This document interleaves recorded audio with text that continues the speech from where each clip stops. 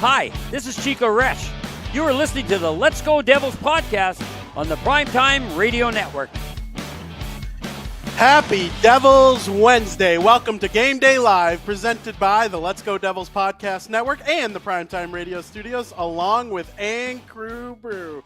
Join our crew today and drink And Crew Brew, where we make winning memories together, one crew at a time. My name is Vinnie, Parise, joined by Shorts Guy as we get you set for New Jersey Devils hockey as they take on the Detroit Red Wings. Welcome to all fans watching on YouTube Live, Facebook Live, Twitter Live, and Twitch.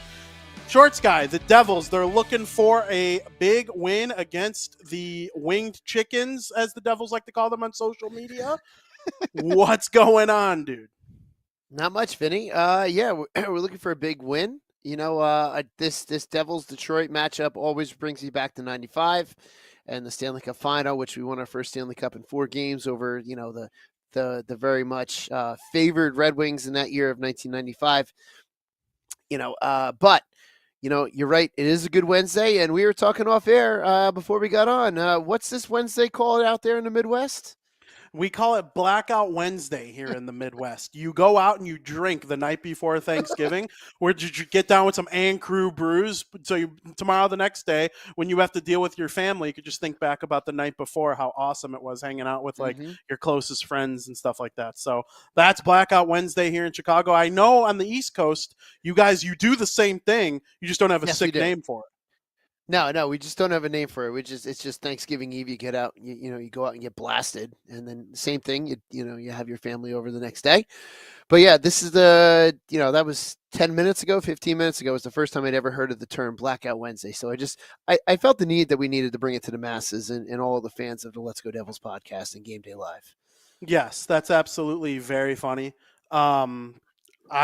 I hope everybody who goes out and has a couple pops while celebrating, the time of year, I'm absolutely happy for those people to go do it. Just do it safely. We want you to be here in the chat. When we do Game Day Live again on Friday, we want you here healthy in the chat. So be safe.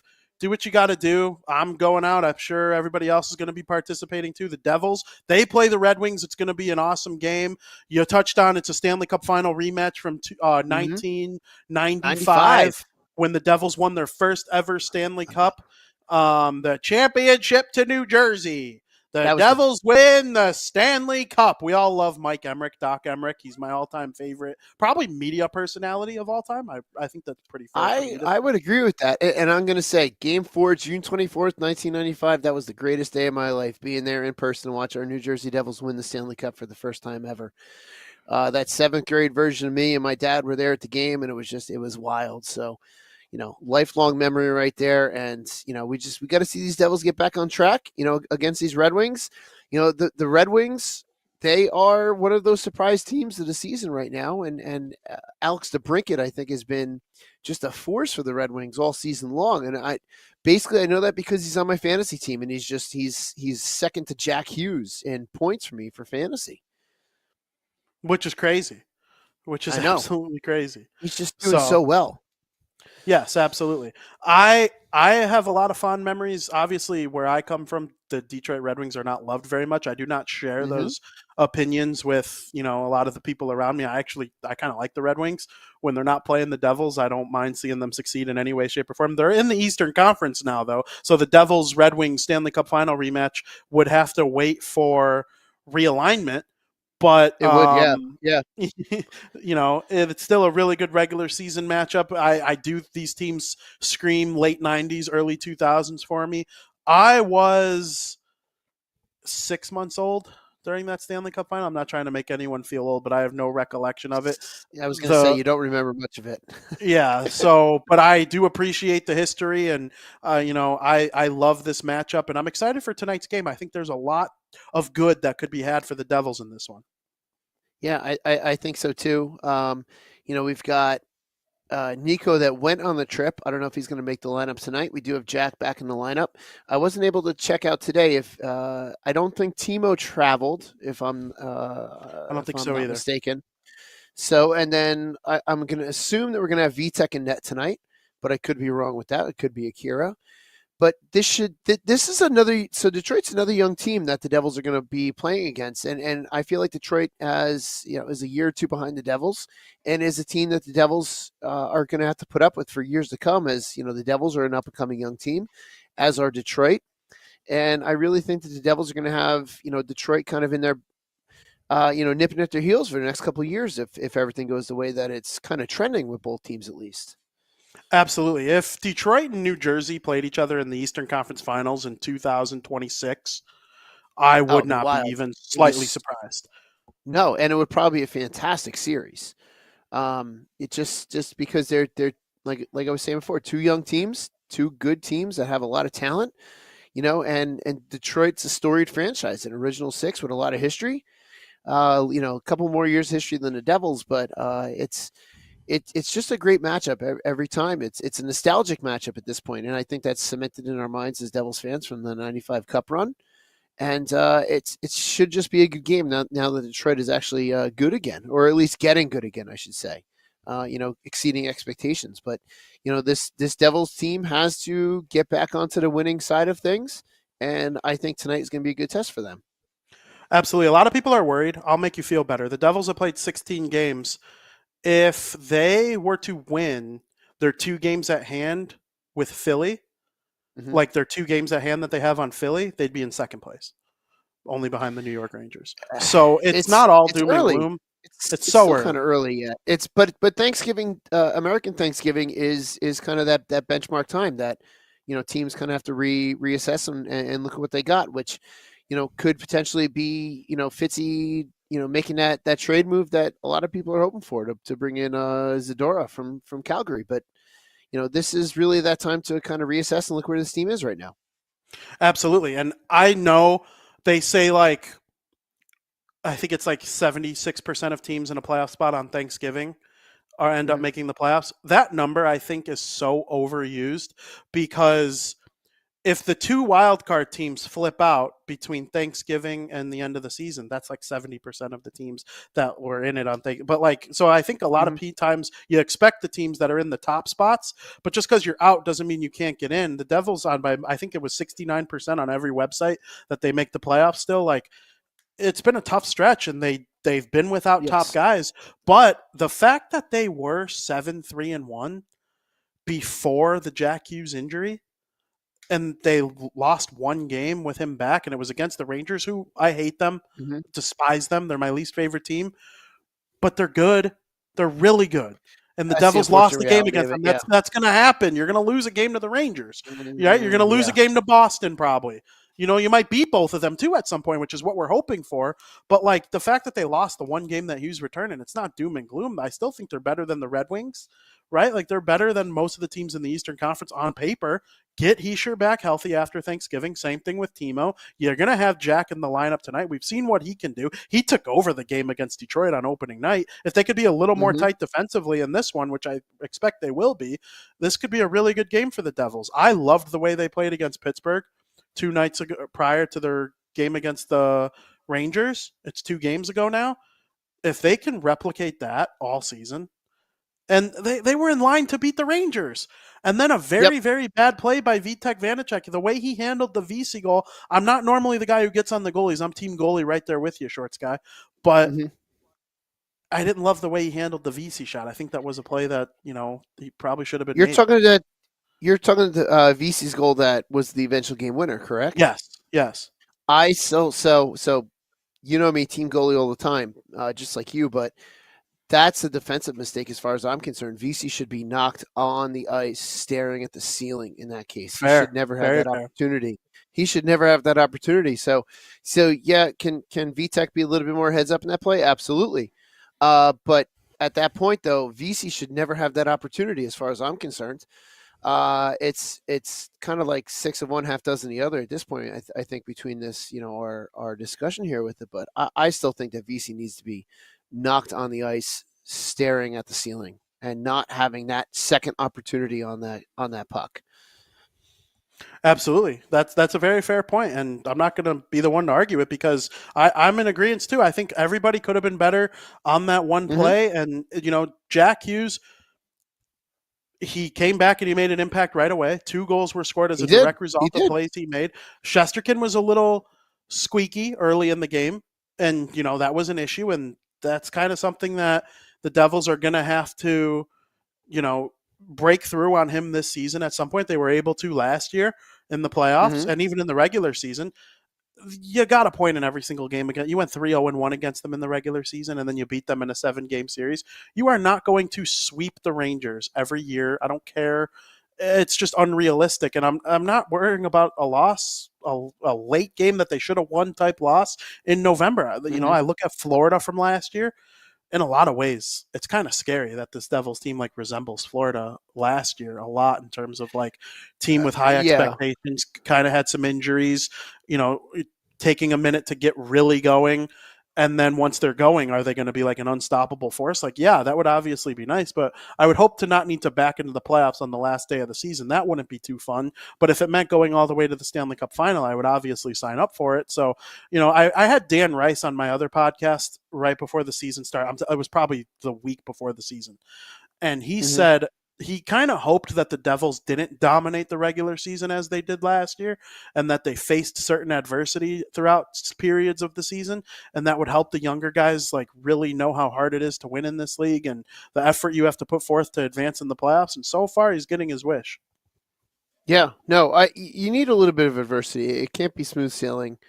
Um, I, I'm with that mindset as well because this is still a young team, whether you like it or not. It's a young team, and they have a lot of learning to do. And part of that is learning how to win in games you shouldn't win, winning games that you don't have any business winning, and then also losing. There's a lot to be learned by losing, and I think that this young team needs to do that. I mean, not that I want them to lose, so don't don't get me wrong. And again, if you don't like that opinion, please send all your hate mail to at was it Primetime Sam Wu or Sam Wu, Yep. whatever it is on Twitter. So send it all to at Primetime Sam Wu if you dislike any of our takes here. But this team has to learn, and that's what all the great teams do is they learn how to play through and win despite that adversity. And I think this could be really good for the Devils. Absolutely. And so you take on the Detroit Red Wings. You obviously have some really good American players going in this game. Dylan Larkin, Alex DeBrincat, both Michigan natives. Mm-hmm. Obviously, Jack Hughes and Luke Hughes. They have a lot of history with these guys as well. So it should be a lot of fun. I'm very much looking forward to this matchup. And one player that I've had my eye on over the last handful of games is Luke Hughes. He's actually tied for third in rookie scoring, I believe, and he's a defenseman. So obviously, being in a It's great. conversation with guys like Connor Bedard and Logan Cooley in terms of scoring is absolutely unreal. They put him with Colin Miller at times the last handful of games, and I think Mm-hmm. the way Luke has raised his game with playing with Colin Miller as opposed to Brennan Smith, I just don't see how you could keep doing that experiment much longer if you're Lindy Ruff. I mean, are you in agreement with me on that? Yeah, and let's think back to the summer. We signed Colin Miller, and everyone was like, "Colin who?" And it turns out that it's looking like Colin Miller is looking like a pretty decent partner for Luke. So if it's working, keep it. If it's working, keep going with it. Brendan Smith. We all know what Brendan Smith brings to the ice. We all know what Brendan Smith can do on the ice, and positive and negative. But man, if it's going to work with Colin Miller, just keep it going. Absolutely. And I do wonder because there was an optional this morning, so we don't know what the lineup's going to look like. You could go by what yesterday was if you want. But they've gone 11-7 the last handful of games. I'm wondering if with Jack back and everything going today, if that's going to be the case. But you're still down Heischer and Meyer. So going 11-7 wouldn't surprise me again in this one against the Red Wings. But, I obviously like it better when it's 12-6. That's how hockey is supposed to be played. But if you have Mm-hmm. the extra Mm-hmm. defenseman out, and without Heischer, you get Hughes out there more if you go 11-7. But, Yeah. and more Jack Hughes is more happiness for everybody, unless you're in Detroit. But I do think there's positives and negatives to it all. But I look at this team and what they can be if they have Heischer and Meyer back with Oh Hughes yeah. healthy, and you have Toffoli firing on all cylinders now. He's scoring. Jesper Bratt is Oh as yep. good as he Yep. is. Dawson Mercer's really starting to heat up a little bit. I think he's been playing Mm-hmm. well. Halla and Lazar somehow Lazar becoming I a don't. scoring force all of But a sudden. but if you would have told me before the season started that the Devils' best line is going to be Hughes with Lazar and Holla, he makes them that much better. And Yeah. Brat can play with Heischer and Meyer, and that could be a super line. And you got Toffoli to fit in somewhere. Like I would have thought something was going completely wrong if Hughes was playing with Holla and Lazar at any point, but that's really not the case. They've been so good. No, it's definitely not, and we do know from what Jack has said in the past, he loves Eric Holla, and Eric Holla is here. I want to say because of Jack Hughes, and he went to management and said I need to be here, and Jack does. I'm gonna. It's gonna be safe to say that Jack looks up to Eric Holla, and but Jack is that type of player that no matter who you're gonna put him with, he's gonna raise everyone's game because everyone wants to play well with Jack Hughes. I I I think it's more surprising with Lazar playing better than he is, as much as he is. I mean, I'm trying to look up his stats now. Let's see, what is this goals? So he's got what three goals or 3 or 4 goals this season. Yep. He had all of 3 last year. It's like and it's only November. It's the end of November, and he's just about equaled last year's goal total already this season. So that's really more of a testament to the type of player that Jack is, that he's able to elevate everybody's game around him, and that's really the type of player you want on your team. Someone that's going to not only lead your team but elevate everyone around him versus just be that star that everyone's trying to keep up with. Everyone is willing to elevate their game to play with Jack, and we're seeing how special he really is because he's doing to other players around him. Absolutely. And for those of you who don't know, we have a very special Thanksgiving State of the Fan address here at 6 p.m. Eastern Time. So in just 6 minutes, we're going to flip over and it's going to be the State of the Yep. Fan address. So we're going to end this show on a little bit of the earlier side than what we're used to. It is Blackout Wednesday. It's the Thanksgiving Eve, whatever it is you call it from wherever you're from. We're celebrating in a big way here, though, at the Let's Go Devils podcast. You will have Nick Villano and Sam Wu in just a couple minutes. So get your predictions in the chat. I will read them quickly. Get Short predictions. quickly, your prediction. Prediction: Devils, Detroit. Let's see. I'm gonna go 5-2 Devils tonight. 5-2 Devils with a win. Jack with 2 goals. We'll have Jesper, Dawson, and Eric Holla with the other 3. I like that. So I'm looking in the chat. Ted wants to know my Facebook. I'm just Vinnie Parise on Facebook. You can all find me on Facebook. It's literally there. I'm Vinnie, VINNIE Parise. It's fairly simple to find, so you could go do that. Steve Engel says 5-3 Devils. Chris says 4-2 Devils. And we're still waiting for a couple more to load in because we're kind of doing this quickly today. Honorable mention, this is Thanksgiving Eve. Last year on Thanksgiving Eve, you might remember that was the day that the New Jersey Devils played against the Toronto Maple Leafs and snapped their 13-game winning streak. They came oh so close to extending it, and they had a couple goals waved off, and people were nice and pissed off. They threw some chicken fingers on the ice. One of them hit Mitch Marner, and he cried like a baby about it after the game, as if he had a rock thrown at him. It was a chicken finger. I would have just ate it probably. So that brings up my question: would Curtis Lazar have eaten the chicken finger like he ate the cheeseburger? Yes, he absolutely would have. So we have a couple more in the chat. Obviously, Morgan says 7-1 Devils. Wow, I would love that. Wow. Michael says 5-4 Devils. Okay. Sam Wu, the great Sam Wu, says 7-5 Devils victory. He's going the high over on that game. He's taking both teams over. Although I feel like at 7-5, that's almost like a conservative score for Sam Wu. It is. It's a realistic high score. Yeah, yes. It's a realistic high score. Close, realistic high score. Yeah, the Devils will probably score 7 goals like 3 times this season. Sam Wu thinks one of those nights is going to be tonight. I believe the Devils are going to win this game by a final score of 4-1.